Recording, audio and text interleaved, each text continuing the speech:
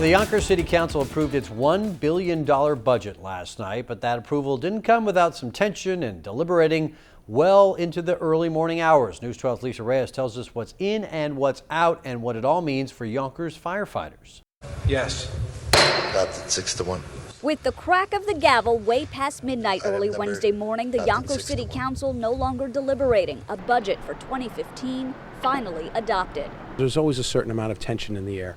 Everyone's trying to, bring their best argument forward as to certain pet projects that they'd like to see move forward. The final vote coming down at 1:30 a.m. more than 4 hours after the meeting began in chambers. It wasn't unanimous. Democrat Christopher Johnson was the only council member to vote no. Not because I disagree with the numbers that are in the budget, but because I disagree with the message that this budget sends. Mayor Spano's $1 billion budget includes a savings of $9 million to the Board of Education by consolidation, property tax rebates for residents of $200 by keeping within the state tax cap, no cuts to vital services, and firefighters may finally see the raise they so desperately protested for. Probably the biggest thing was we got funding for our fire department. $5 million set aside in a contingency fund. It's very important for the firefighters because we haven't had a cost of living increase in 5 years.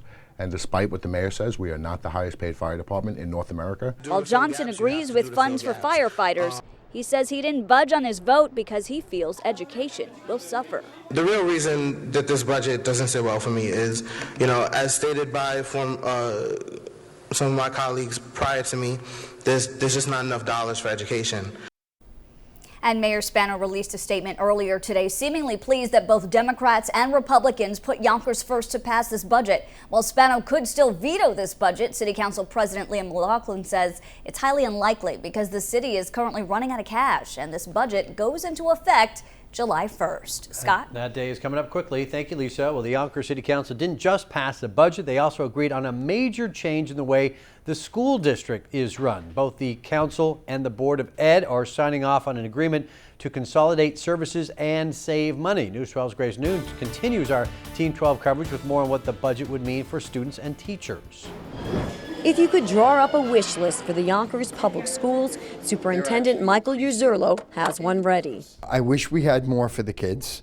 I wish programs were extended. I wish our sports were back. I wish we had art and music in all schools full time. You have to make sure that you have at least 3 to 4 $9 million in savings by consolidating departments like human resources and finance, parents hope that money would add more art and music classes. But Superintendent Urzurlo says no. All it does is help cover the increase in costs going forward from 13-14 to 14-15. They were all my friends. In other words, teacher and staff health care and other benefits are eating up that $9 million and more. This intermunicipal agreement, or IMA, will give the city more oversight of the district's finances. The agreement had to go through for the schools to get millions in state aid and avoid layoffs.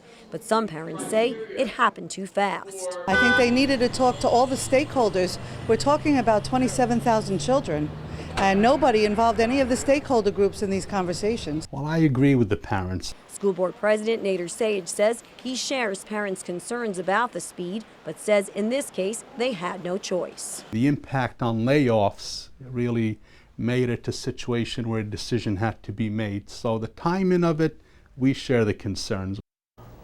This IMA should help the district address some of its financial concerns for September, but we don't know the long-term impact on the school district. Scott. Grace, I'm also curious how the people who work in these consolidated departments now feel about this. You don't save $9 million by using fewer paper clips.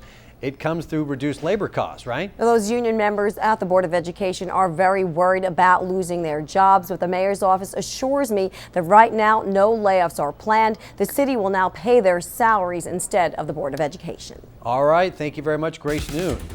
Hey, folks, on the News 12 Westchester Business Journal report tonight, a very down day on Wall Street. The end of a pretty good streak here. The Dow dropped 102 points. NASDAQ fell by just 6.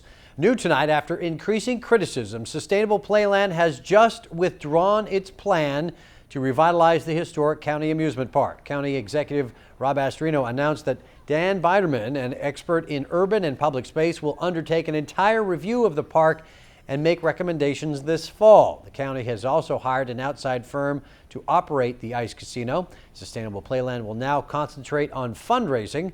Westchester will retain full control over the operations of the park. And a 7-decade-old Yonkers family business has expanded and almost doubled its size.